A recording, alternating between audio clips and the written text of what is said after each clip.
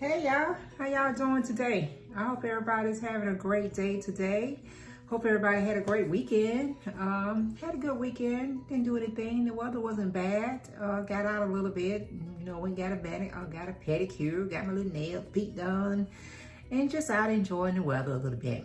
Okay. You guys see I took them braids down. My hair just like woo. But yeah, I took my braids down yesterday actually, and I really just didn't feel like doing nothing to it. I just let it go, honey. Just let it go. But let's see, how was my weekend? Okay, so I started the weekend off watching. Did you guys see the movie, the little series that they had on about Aretha Franklin, the Queen of Soul? Yeah. I checked that out. It was like a 4-day series, little mini series for 4 days. And I did check that out. And I really wanted to see, so I didn't pay too much attention to The Housewife, last weekend. Didn't do too much of that. But what you guys thought about that Aretha Franklin series? It was, oh Lord, it was some moments up in there. I mean, I knew she had a child at a really young age, but I did not realize she was only 12 years old when she had her first child. And her father, the Rev, oh my God, the Reverend was something else. But when I was watching this movie, I was thinking back to how we like to keep a lot of our skeletons in the closet, and we don't like, for everybody to know what's going on with your business, and I can understand why, I had read somewhere that her family was upset about her. One of her granddaughters was upset for them doing this movie. Well, I can understand why they're a little bit salty about it, but oh my God.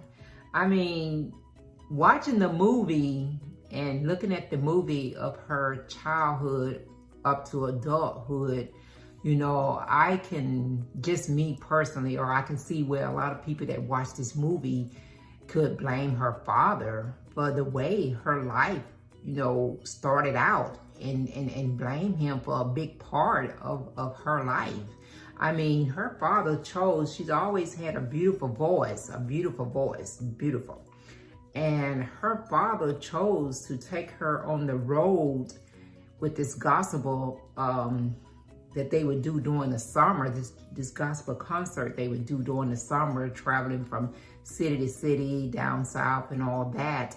He chose to take Aretha out on the road, I think starting at about 9 or so, and, exposing her to all that stuff.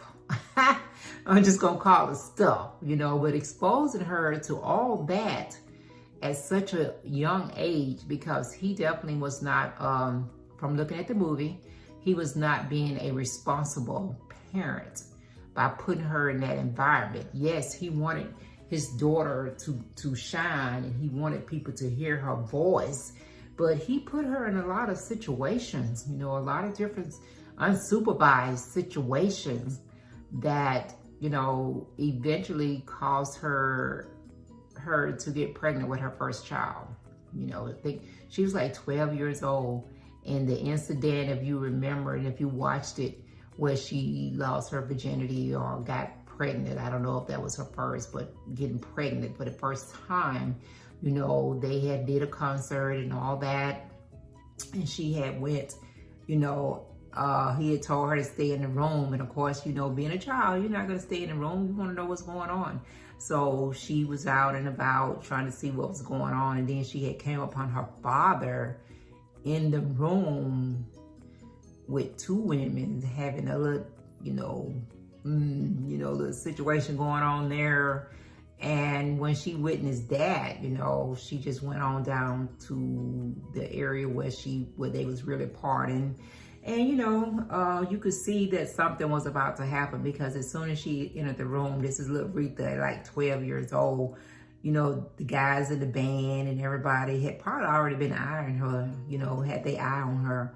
And, she lost her virginity or got pregnant, on the road.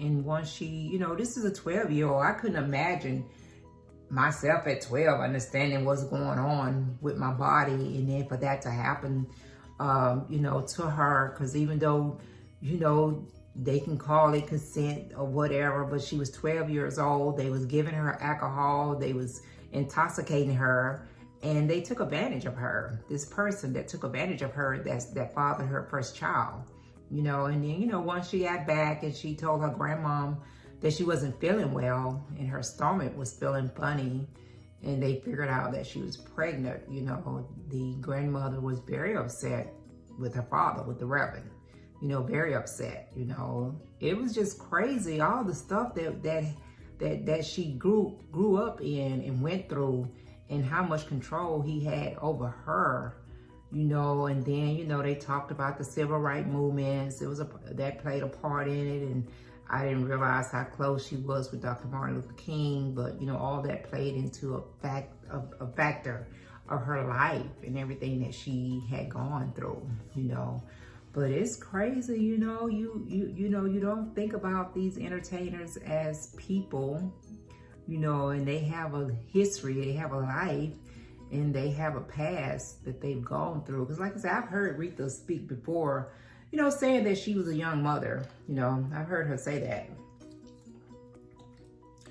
But, you know, like I said, of course, you know, she didn't go into deep details as the movie did. And I think also Jennifer Hudson is supposed to be doing a movie of her life story on the big screen. You know, I don't know how that's gonna go after watching these little mini series of her last week. I don't know how it's gonna go on the big screen and what's gonna be different, or how they're gonna tell that story when Jennifer Hudson does it. You know, I don't know, because basically everything was laid out there, and if they don't cover some of this same stuff that was brought out during this little mini TV series, then I don't know. It's gonna be interesting to see how Jennifer, now I know Jennifer gonna bring the voice. She gonna bring the voice to that. And I know that the Queen of Soul, may she rest in peace, had said many times if they were to do a story on her, or a TV series or a movie or whatever, that she wanted Jennifer Hudson to play her. You know, she had said that. I had seen that on the interview she had done.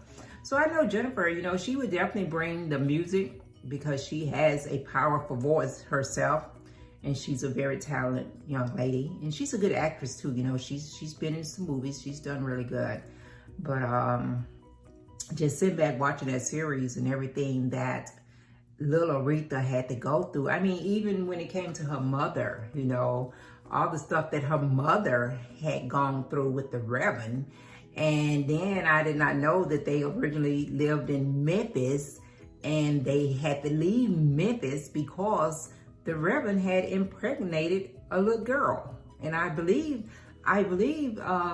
when his wife, Barbara Franklin, had confronted the Reverend about that, this little girl that he had impregnated was no more than about 12 or 13 years old. I mean, really?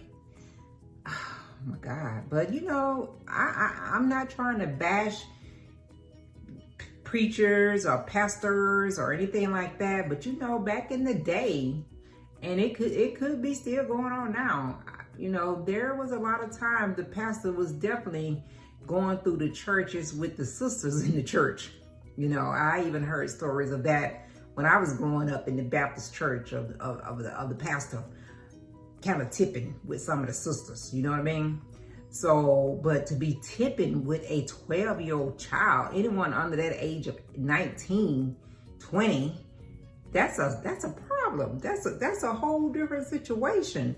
But you know, from her story being told on national TV, and them bringing all this to the light, you know, it seems like the famous Reverend Franklin had some stuff up in his closet too, you know, may he rest in peace, you know, he's passed on and all that.